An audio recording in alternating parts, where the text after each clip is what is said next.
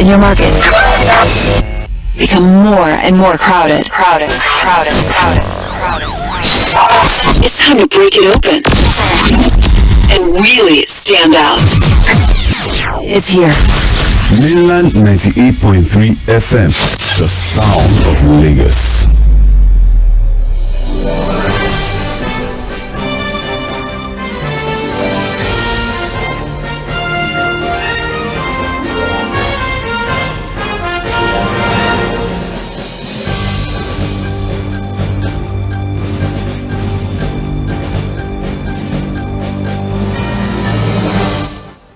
All right, good morning and welcome to Trends in the Papers on 98.3 Mainland FM, the sound of Lagos. Today is Friday, the 30th of June, 2023, the very last day in the month of June.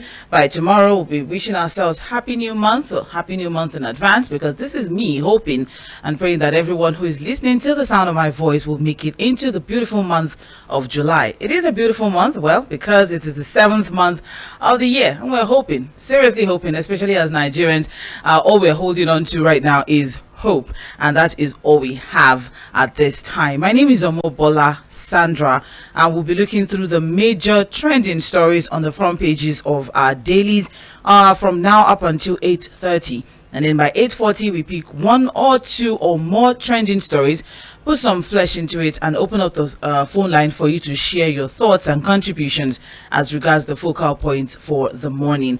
I won't be doing this alone. I'll be having Fuhad Saheed joining in via the phone line. He'll be giving in-depth analysis to the stories that we're going to be looking through this morning. In the meantime, I hope that we are taking care of ourselves. We're back from the public holidays. Some of us are still probably still in the euphoria of the festivities, the Salah festivities. Well, you have to get back to work. So join us back at work. All right, but no, I hope that you are able to just be as productive. Just give them today. Just do what you need to do, and you're back in the weekend. I know would have loved for the weekend to be a long one. Let's just scrap Friday. Let's just add Friday to the holiday list. But we're back to work, I guess. So I wish us all the very best. Good morning, Fuhad. How are you doing? Good morning, Sandra. Oh no, okay. I think I have to call you back. The network is poor. All right. Thank you very much. Well, we'll be having Fuhad joining in. I have my papers here with me already. I have the Punch, I have the Nation, I have the Guardian, and I have Vanguard newspaper. So we'll be looking through all of these papers. In the meantime, also, we are streaming live on Facebook and YouTube. So you can join the program live as the stories are being discussed. You can as well drop your comments on our live chat section on the streaming platforms on Facebook and YouTube. That is at Mainland 98.3 FM. Please do well to follow us, subscribe, like our posts, share our posts. Let's get the information out there. Let's set the agenda for a greater Nigeria together. Hello, good morning, Fuad. Yeah, good morning, Sandra. Is it better now? Oh, it's much, much, much better. So, Fuhad kept to his word. We're grateful. We had we had coolers and coolers and coolers of meat, and some of us have to stick the rest in the fridge. So yes, help us thank Fuad Saheed for coming through with his promise. He wasn't political about it. He made his promise, he campaigned for it, and he executed his promises. I'm not a politician. I'm just a poor journalist doing my job. It's okay. So you're expecting palliative? Well, the government will give palliative. You said we will take care of ourselves. It's okay. Yeah, well. All right, let's start with the Punch newspaper. The major headline there says Service Chiefs Seniors, Military orders generals to retire, gives Monday deadline. And the writers to that is CDS, Chief of Defense Staff, directs officers above course 39 to tender retirement letters. Directive meant to uphold hierarchy and service discipline, says Defense Headquarters.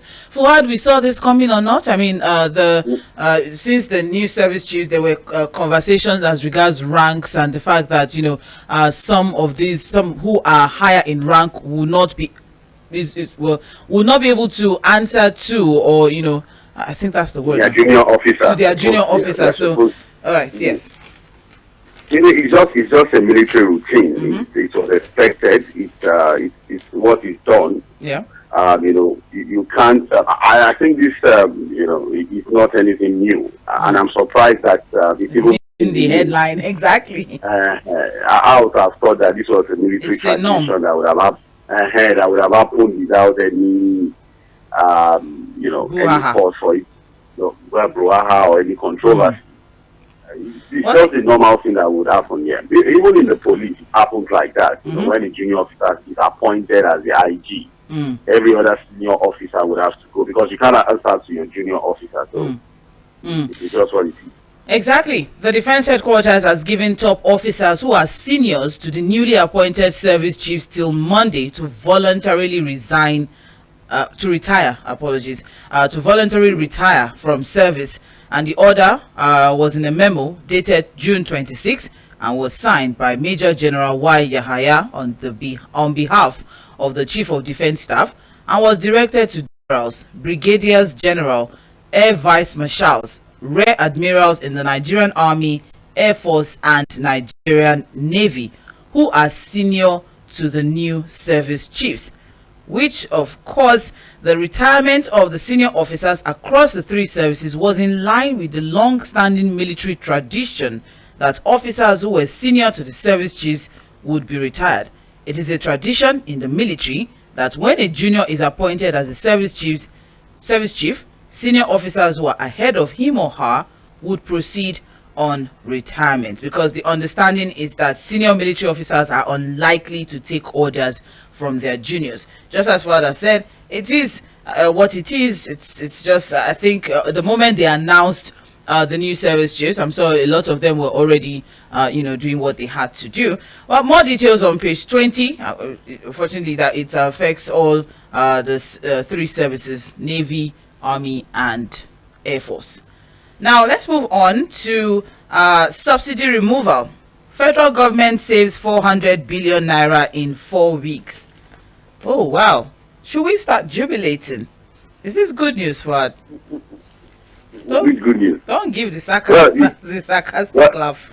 Well, good news for the government that has been all out there trying to make more money. Let me predict what you're about to say. Can we trust them to judiciously, spend this 400 billion? I'm never going to make more. Definitely never going to make more. It's definitely that I can have about 2 years in a year on subsidy, removal alone. I'm sure it's going to climb.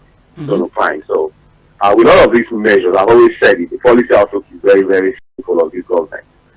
It is to be able to make more money, save more money, on the excuse that most of this money end up in fraudulent pockets through subsidy and other means like the double forex regime and all of that.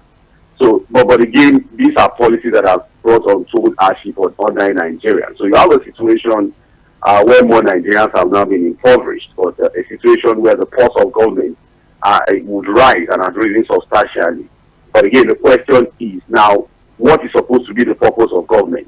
What is governance about? If more people are now impoverished as a result of your policy, and you as a government is making more money, so how then do you now rechannel or redirect this money that you've made to now get the people out of poverty? So you can see that we're in a form of contract. Governance itself is about the people. It's about the well-being of the people. It's about the prosperity of the people. And now you have a situation where a government, as a result of what they have not been able to do in the past, has brought up policies that are now properly, further impoverished the people. And now government is now buoyant. Government is making more money. Government is now solving. How do you now rechannel? Fuhad, you may need to change location. We can barely hear you. All right. The call is breaking up. Is it better now? Yes, it is. Thank you. So how do you now rechannel the resources to better the lives of the people? And I think the fears of a lot of Nigerians now is, how do we trust, the government looking at our antecedents? And it's not just, you can't dismiss the fears of Nigerians because, again, we have not really seen anything that has been done cautiously at the level of government, to assuage the fears, to douse the fears and tensions in the minds of the people. Nothing substantial has been done, for example, in the fight against corruption. What you can call systemic and endemic corruption in the system. All of this money you are saving, the monster of corruption in Nigeria can swallow it in 1 or 2 days. I tell you, the structure of corruption is already in place. I can swallow all of this money because again, all of the efforts the policies of government, about how to spend this money to better the lives of Nigerians. A lot of them will still have to be channeled through politicians, through governors, through commissioners, through ministers, through local government chairmen and all of that. And you understand what I'm saying, when the money gets to that level. What level of accountability do we have at the level of the government? Most likely now we get more money to share in Abuja every month. What is the level of trust? Oh, well, it's back to cracking up. Okay. Is it better now? No. Oh, okay. All right. Okay, maybe as you move location, well, what we have in the report now, just to give some background to Fuhad's analysis, the federal government has so far saved about 400 billion naira as a result of the removal of subsidy on premium motor spirit, popularly called petrol, when the initiative was officially implemented.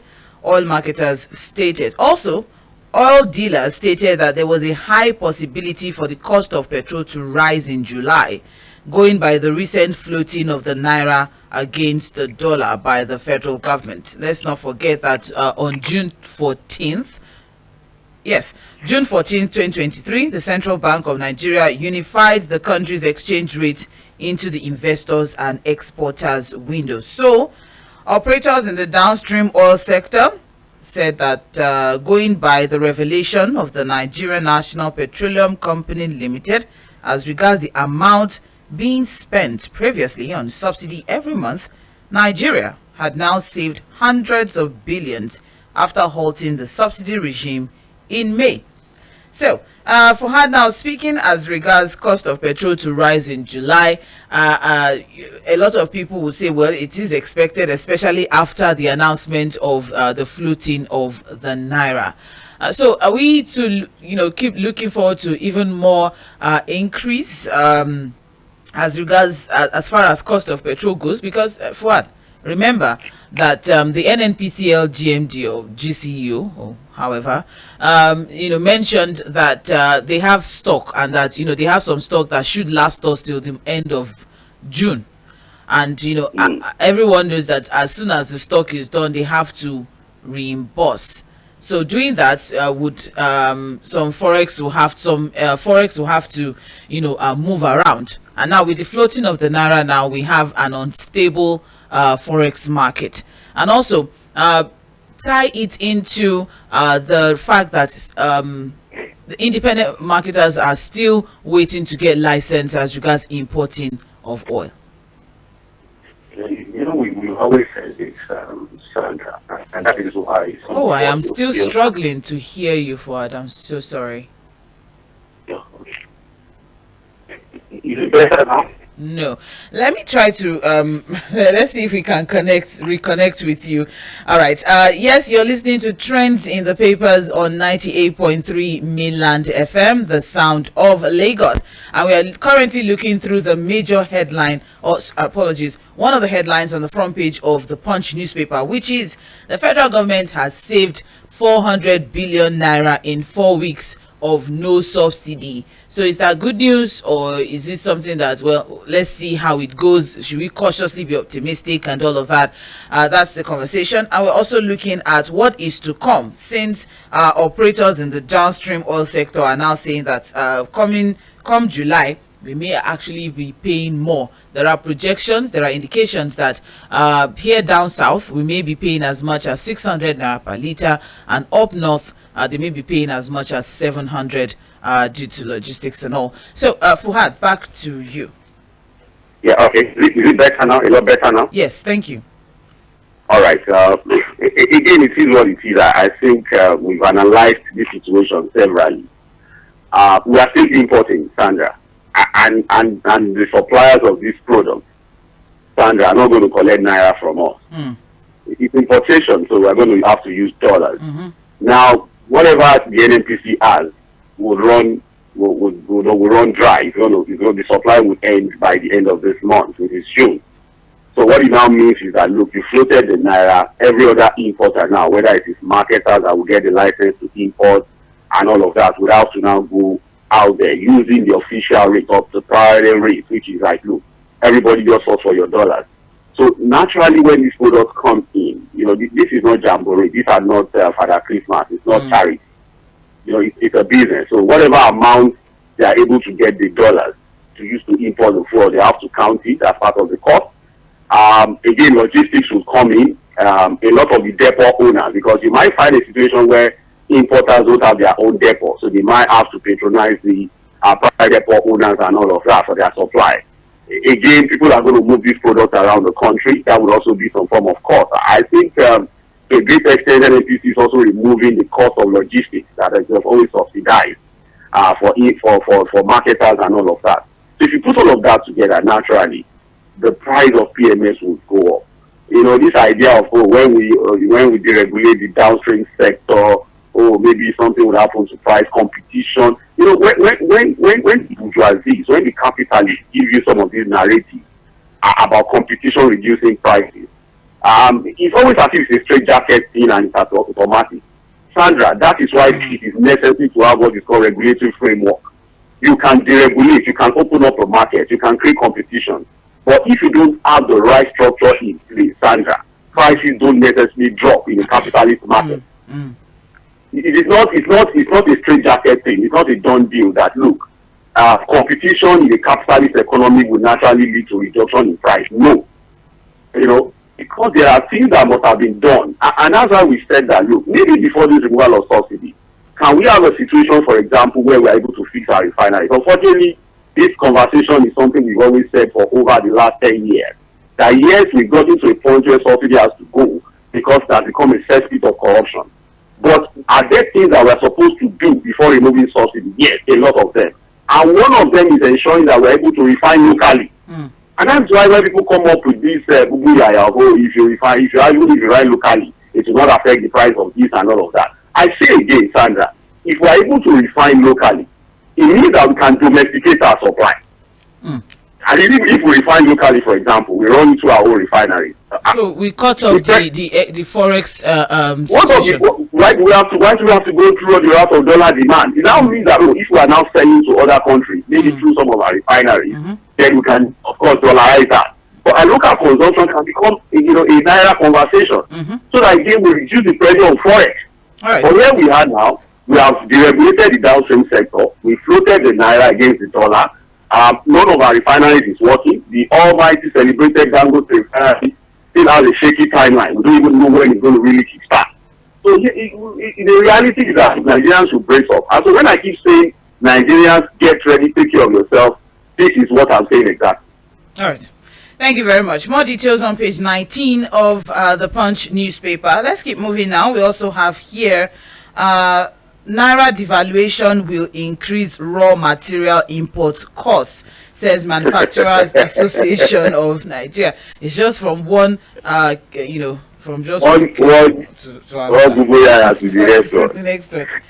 The Manufacturers Association of Nigeria has warned that the recent floating of the Naira, which has led to its devaluation, would increase raw materials import costs and reduce import flows. This was stated in a position document signed, and it's also noted that flotation could lead to exchange rate volatility and difficulty predicting future exchange rate movement, which would make planning challenges.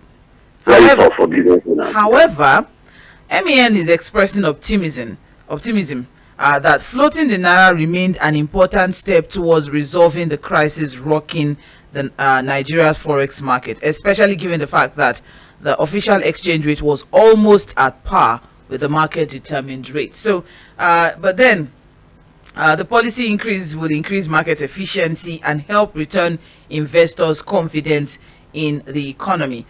So it's interesting. They're looking at it from both sides, the pros and the cons and all of that.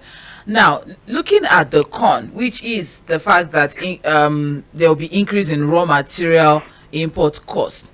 I would like to ask, shouldn't this be some sort of pro for us in the term that they will not have to look inward? Is there any Nigerian that can actually provide these raw materials for us? Sandra, looking inwards will not happen overnight. It's not something that will happen very, very fast. Okay. Again, we have not really developed, our sector to the point where we can even process a lot of these raw materials. If you understand what I'm saying, and whether we like it or not, there are still some raw materials that we don't even have yet to. So even if we have the raw materials here, processing them to the point where they are now useful for manufacturing will require a lot of work. You must also understand that the reason why some of these manufacturers even go out there to stock their materials is because the cost of producing some of these raw materials in Nigeria is extremely high because of the power situation of the country. Because if you have to really process, you have to do a whole lot of things. You have the challenges of logistics, you have the challenges of power, you have the insecurity issues. For you to even get to the areas where some of these raw materials are available. So, just going out there importing it becomes even cheaper for some of these manufacturers. So again, it's a big problem that cannot be resolved overnight. These are things that will not happen as being projected. It will take some time. Okay. But what of the damage that would have been done to the sector while we're trying to clean up the mess? That's a big issue for me. Now, again, there are people who think that we should be a bit methodical about the policies that this game is jumping into. I say jumping into because, again, this was the president that announced that, the removal of food was not even in his speech. Something announced that even shocked his own aide. The floating of the Naira, yes, we've gotten to a point where that had to happen. Again, the idea of having two markets was not the problem, Sandra, because the idea of having the official market and the parallel market in terms of dollars was to take care of essential services and sectors like the manufacturing sector and all of that. So that, in helping the poor, such sectors have access to dollars at the official rate so that their cost of production and all of that can go down. But unfortunately, like the thing we've always done in Nigeria, the Nigerian thing came into it again, the Nigerian syndrome. Politicians, corrupt business class and all of that took over that official rate and then it became a racket. The same thing happened to subsidy. I've always said it's possibly not the problem. It is the way Nigerians handle subsidy that made it a problem. All over the world, the government subsidized things for the people. So again, Nigerians are exactly the Nigerian syndrome entered it and it became a problem. But unfortunately, we have come to the point where we have to take this policy. Like in borrowing your word, Sandra, these were avoidable situations and that they become inevitable. But in the short term, how do we survive this period? Hoping, relying on the hope that the politicians and the government will now do the needful. But I'm saying that what we have seen so far in the last 3 or 4 weeks has not shown any difference from what we have been doing in the past. The motorcade of the governors, the president, we are still seeing the same old jamboree that led us into this situation. There's nothing indicating that this government is ready to take a different path from where we are coming from, especially when it comes to cost of governance, sacrificing for the people and tightening their own belts. Nothing is on the table yet to see that we want to have a departure from the government in terms of also sacrificing for the people or delivering on the goods for the people. All right. Thank you very much, Fuhad.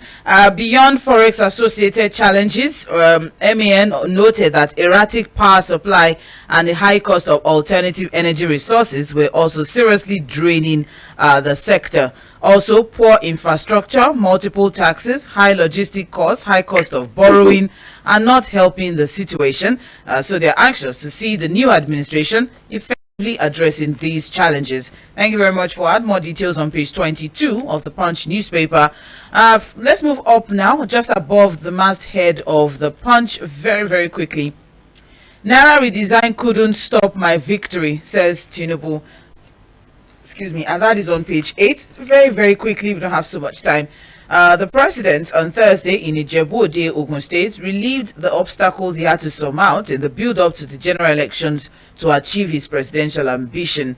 And he mentioned, well, there's a whole lot, but then he went in to see 2 paramount rulers in Ogun State, that is paramount ruler of Ijebu land, Awujale, Oba Sikiru Adetono.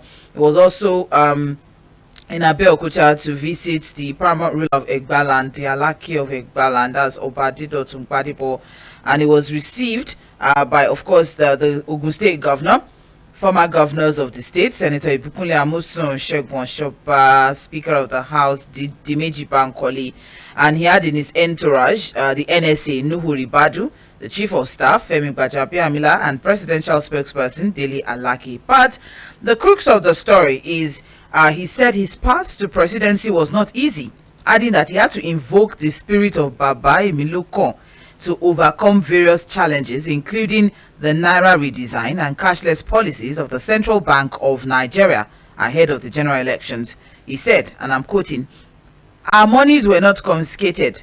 The cashless policy didn't work. It was terrible then.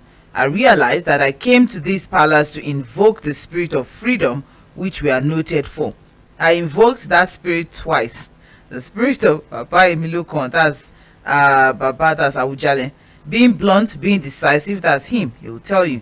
The second spirit is that money or no money, we'll do the election and we'll win."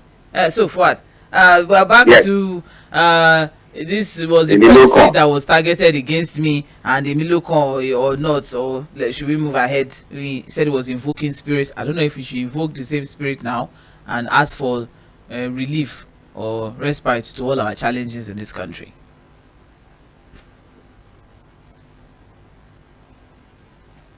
Hello? Hello? All right. Well, I guess we lost that call there. But then, well, that is the story, and the story is on page 8 of the Punch newspaper. Went there as a thank you visit, actually, to the two monarchs in Ogun State. Let's carry on now with the conversation, still on the front page of the Punch newspaper. We have here external reserves fall by $3 billion in 6 months, and that is on page 11 of the Punch. Just very quickly, let's just give a background to that particular story. What we have here is Nigeria's external reserves fell by $2.85 billion in the first half of 2023 due to external debt finance, among other challenges, and these figures were obtained from the Central Bank of Nigeria. The CBN revealed in its figures on movement on foreign reserves that the reserves, which commenced January 3rd at $37.07 billion, fell to $34.22 billion as at the end of June 2026. Well, it's all this well. Our external reserves are still falling. Fuhad, are we back? Yes, I'm here. Is it better now? Yes, thank you. Over to you. Okay, yes, I was going to talk about the Emilokon and the Ogun State visit. Of the president. And I say, well, if the spirits are able to help him win election, I think before leaving Ogun State, he should also talk to the spirit, because he now has a serious job to do to fix the country. So maybe the spirit also has the capacity to help him fix the country. We must say that he was able to fight a very tough. Hello? Hello? Okay, well, I guess that is that again. Well, we have to move, right? So let's move on now to the Guardian newspaper. Time check is 9 minutes gone past the hour of 8, and you're still listening to Mainland 98.3 FM, and we are still on Trends in the Papers. My name is Mobola Sandra. We're looking through major trending stories on the front pages of our dailies. Don't forget that we're live on Facebook and YouTube, and that is Fuhad Saheed, who is joining us via the phone line. He's our analyst, digging deeper into the stories that we're treating this morning. Now let's move on to the Guardian newspaper. The major headline there: towards first 100 days.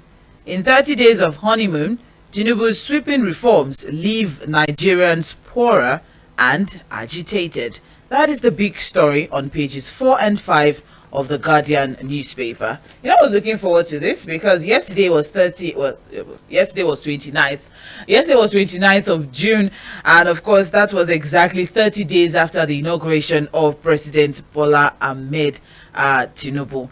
And now what we have now, looking at 30 days, that's what Looking at the first 30 days in office, that is what the Guardian newspaper is actually looking at. And we have here, the president will be remembered for reversing the traditions, in stark defiance to what his predecessor was known for. He did not only hit the ground running, but also turned the conventional inauguration speech into a policy statement. Fuhad mentioned earlier that, the subsidy is gone statement by the president during his inauguration speech was actually not a part of it. But, it's interesting. I like how the Guardian phrased it. They said he did smuggle the subsidy is gone refrain into his inauguration speech, suggesting that Nigerians might have elected a non-conforming president. To others, it tells of a clumsy presidency ahead. But then, they say first impression matters for her. Or what do you think? On which side are you? Would you say that drop, that bombshell that the president dropped, the conversation had been there that it wasn't part of his, inauguration speech, that it was part, he just added it into it, subsidy is gone. So the Guardian is suggesting that some Nigerians might say, oh, we have elected a non-conforming president, while some may say, it tells of a clumsy presidency ahead. Just very quickly, in a minute, what would you say? Being non-conformist is not the problem.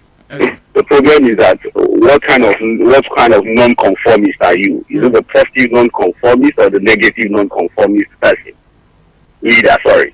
Because you can be positively non-conformist as a leader, and you can be negatively non-conformist, where you don't listen to anybody, just but yourself. I remembered when the former president, Olusegun Obasanjo, appointed his special advisor. And on the day of swearing in, he was telling them that, look, you can advise me, but I may not take your advice.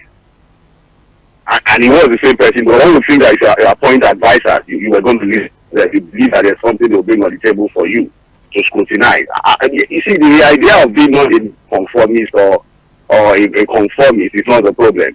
I'm more interested on how we are going to get people back to normal, how we are going to fix this country. You understand what I'm saying? Again, it is too early to actually say or predict the direction of this government. I'm not going to say it's going to be a clumsy presidency. God forbid that we have a repeat of what we saw in the last 8 years. The last 8 years was completely clumsy, was so disorganized. People were working across purposes and all of that. And never should we ever have a repeat of that. So I doubt if we are going to see that level of clumsiness as far as this government is concerned. But it can be positively conformist or negatively non-conformist. We have to wait to see. All right.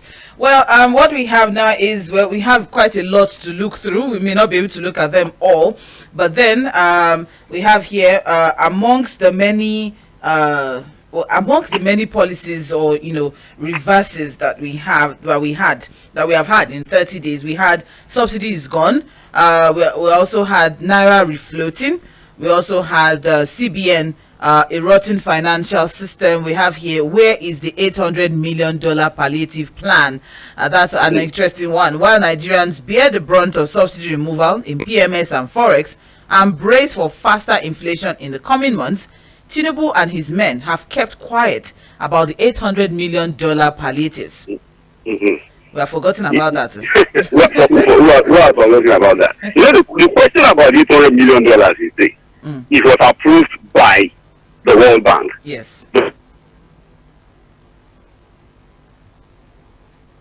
All right. I think we have lost. I think about 2 or 3 days ago, we also got an announcement of $500 million from the same World Bank. Correct. So we also have.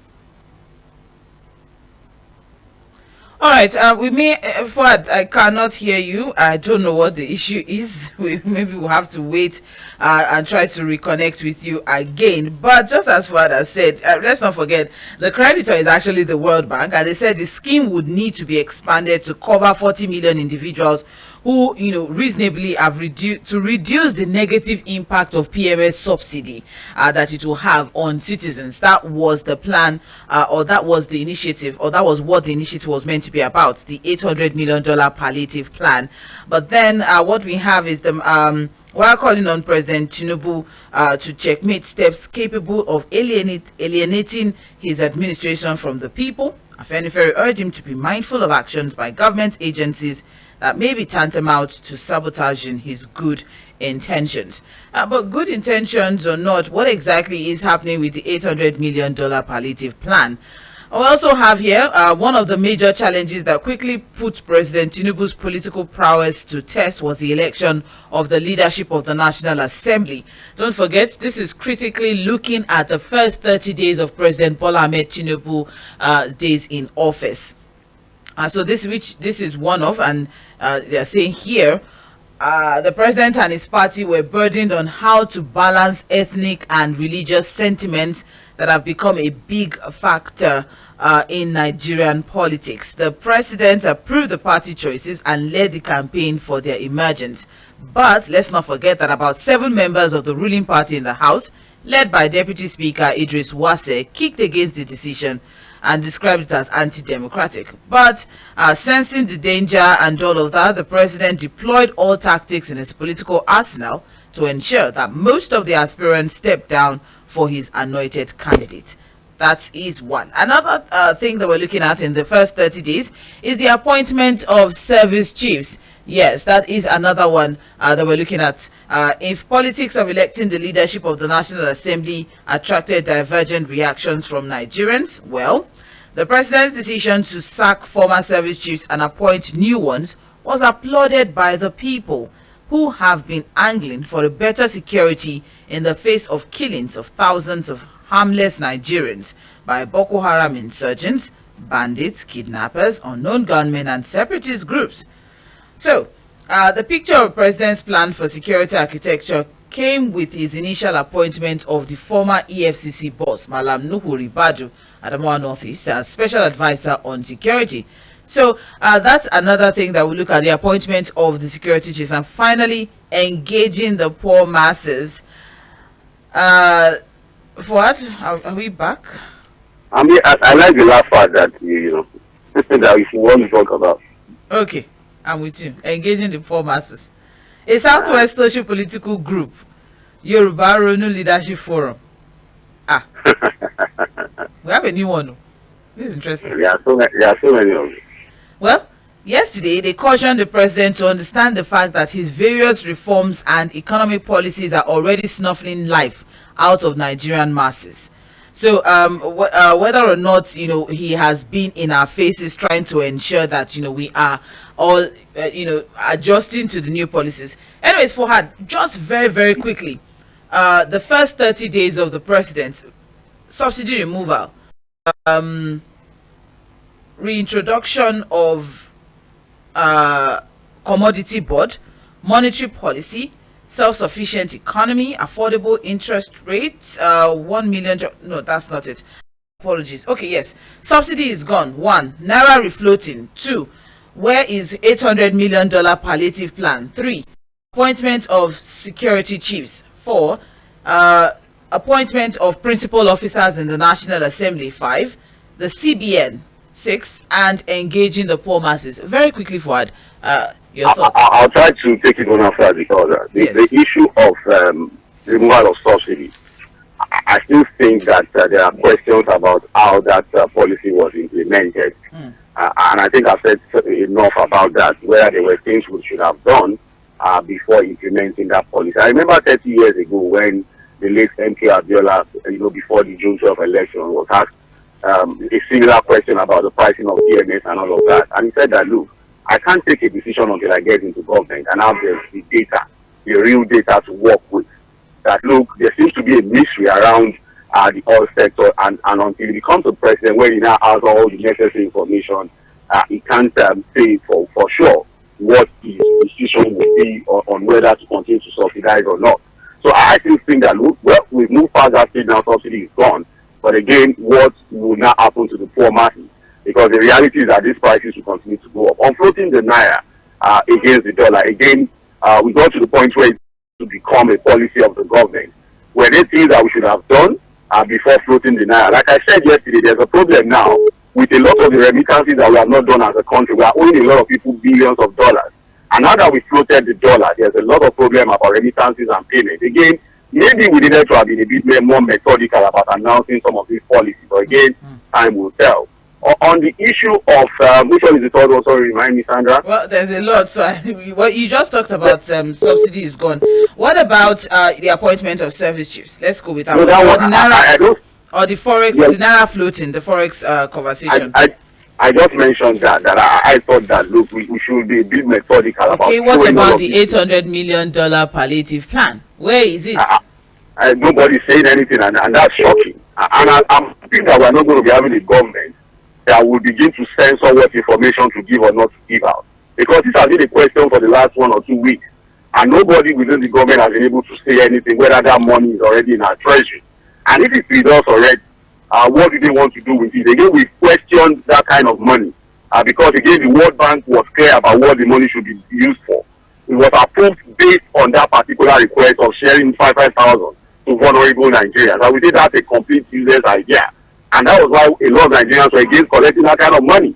There's also a $500 million has been approved again for women empowerment. And we have questioned that too. That how do you disburse that kind of money to empower women? So that's on that. On service chief standard, I don't know how appointing service chief is an achievement. Oh, That no. is Yes. Looking at all of the policies that he has done, or all of the moves that he has made, I think that's what they are looking at, all of the moves that he has made, because there's also the look of election of the leadership of the National Assembly. That was the election of the leadership of the National Assembly, so that's supposed to be an achievement. The fact that we didn't allow the National Assembly to enjoy its independence in terms of choosing its principal officers, do we want us to do? Should we bring in the politicking, the dirty politics that happened with the emergence of Apabi and the others, the money politics that we played, the politics of negotiation, lobbying, and twisting and all of that? Is that an achievement? We should be careful some of the things we consider as achievements. If all of these are achievements, okay, so then what about engaging with the poor? What has the government been able to achieve with that? Because we see a government that's thinking too much as a figure and forgetting humanity. It doesn't seem to concentrate too much on the figures. But what about humanity, the poor Nigerians that are suffering? How have they been able to talk about that? And so you want me here to celebrate the appointment of service chief. And I say that, look, the moment this service chief should only be to this government, will feel stop. So we begin to review the papers and we don't have to see it again. Yes. I can barely hear you. The line is breaking up. But hello, can you move a bit so we can hear your analysis? Hello, is it better now? Oh no, it's still breaking up. Maybe we'll try to reach you on another number. I think that's just the way forward now. All right. Thank you for staying tuned. This is Mila 98.3 FM, and looking at the first 30 days of President Bola Ahmed Tinubu's administration, the high points of the first 30 days. It says here: fuel subsidy removal, forex and naira floating, handling of the National Assembly's leadership, appointment of service chiefs, Emefiele's arrest, EFCC boss removal, proposed VAT on diesel, new tariff on electricity, student loan scheme, 1,000 naira charges on vehicle ownership. But where are the palliatives? That is another point to look at this morning. Well, the story is on, the big story actually is on pages 4 and 5 of the Guardian newspaper. Now let's keep moving. Okay, now let's keep moving. Still on the front page of the Guardian, we have here: Catholic bishops kick and reject bill for council on Christian education. That is on page 3 of the Guardian newspaper. I also have here: environmentalist decries fresh oil spillage in rivers. And that is on page 22 of the Guardian newspaper. Just very quickly, let's see what the background is giving us here. An environmentalist has again raised the alarm of over 2 major oil spills from pipelines owned by Shell Petroleum within 1 week. One spill reportedly occurred from a pipeline in Eteo community on June 13, while the other occurred at Eleme Council of River State on June 18 in Okeolebo stream, which is the only source of fresh water for the community. Fuhad, are there no better ways to actually handle this? Because it's not the first time, it's not the 10th time, it's becoming one too many. Oil spillage. Well, it is. If we are able to, to really ensure that, people are held to account for what they do, maybe this needs to stop, especially for the oil companies. The oil spillage, I think Ogoni, the cleanup is still ongoing, the entire Ogoni land. And it's a result of oil spillage and all of that, that have completely degraded their environment and all of that. So when you have oil companies do things with impunity, and there are no punitive measures, they are not held to account, they are not made to, ensure that they pay for some of these things, it will continue. So until oil companies understand that, look, if these things happen, you'll be held to account, you'll be required to pay daily, to clean up the mess. They will stop it because it's not recklessness. Yeah, like you said, there are better ways to do this. Why is it that it's only, all that experiences this oil spillage and nothing is done about it, left, to kill the environment and mess up the environment of these oil producing, states or communities. So it's still about holding people to account. There's too much level of impunity in the oil sector, and that's what we are saying. All right. Well, thank you very much for that. Is on page 22 of the Guardian newspaper. You're listening to Mainland 98.3 FM, the sound of Lagos. Don't forget that we are live on Facebook and YouTube, so you can drop your comments there as regards any of the conversations that we've been having this morning. Now, we also have here on the front page of the Guardian, Obi tackles Tinubu over long convoy. Ask him to lead by example. Fuhad. Yes, I'm with you. Is it better? Yes, I hope so. I hope so. All right. So we had a conversation earlier on, and you mentioned something as regards, the convoy, the entourage that goes with the president. There was a video that was, that trended yesterday or 2 days ago as regards the presidential convoy, and it sparked some sort of reactions actually. But then here we have presidential candidate of the Labour Party at the 2023 general elections, Peter Obi, also saying that the president should lead by example. What are your thoughts as regards that convoy? I think the president has to look at the mood of the nation. Nobody is saying he has to pretend about the realities of governance. But we think that, look, if at this stage you have a government that is bringing up policies that is causing excruciating pain on ordinary Nigerians, that are now hoping that, look, this government will be able to deliver the goods as they continue to go through this thing. The first thing is to look at the perception of the people. What kind of perception are they going to have about government that is promising to fix their problems? It will start from what they see around governance. The convoy was unbelievable. And we are still seeing the jamboree.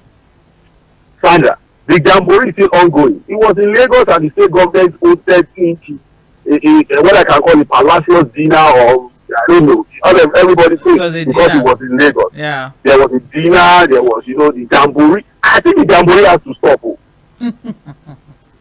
We're asking questions last week that if the people are making sacrifices, what sacrifice is the government making in this situation that we have found ourselves? Could Sandra, it be part of it? Sandra, the first thing to governance is about perception. When the people begin to perceive that, yes, we have a government that is serious, that is ready to bear the pains with us, that is also ready to cut the cost of governance, that is working assiduously to fix our problems. Then they begin to trust the government. But you are on the other side. You understand? The people are suffering, they are bearing the brunt, they are spreading the pain, and then they look on the other side of the divide and they see a lot of people having dinner, people jumping up and down, there's too much jamboree and all of that. The last time, Sandra, I told our listeners to go and get a poem. A poem, the title is Building the Nation by an Ugandan poet. Well, they don't need to go and look for it. It's on our social media, so they can as well get it there. I hope that poem will not be a complete reflection of what the government will be about. And that poem talks about a permanent secretary that is more or less for the reality of our politicians now, and a driver that drew into a public function. And after the old public function, which was supposed to be matters of the state, the permanent secretary came out and on their way home was out asking the driver if he had actually ate anything since morning. And the driver said no. And the permanent secretary that had been at a public function eating and whining and dining, also told the driver that no, I've not ate anything, no. And so the two of them got home with stomach ulcer. The driver got home with stomach ulcer as a result of not eating anything. Okay. The permanent secretary also got home with stomach ulcer as a result of overfeeding. All right. I hope that is not the situation of Nigeria at this time. The jamboree has to stop. Nigerians are suffering. Thank you very much, Fuhad. Unfortunately, we have run out of time, so we won't be able to take the rest of the papers this morning. But those were the major trending stories on the front pages of The Guardian and The Punch newspaper. Soft drink, chewing gums, toothpaste, post-cancer risk, WHO warns. I just have to quickly chip that in. All right, we'll be back by 8:40 for Mainland Focus, where you get to be a part of the show. In the meantime, we'd like to say thank you very much to Mr. Shepard Nwaize and Mr. Ajiye Taiwo, who joined our live streaming platform on Facebook and even dropped comments. We'll be back by 8:40 for Mainland Focus. There you can share your thoughts and contribution as regards the focus for this morning. We have Saheed Fuhad via the phone line, and my name still remains Mobola Sandra, and this is Mainland 98.3 FM.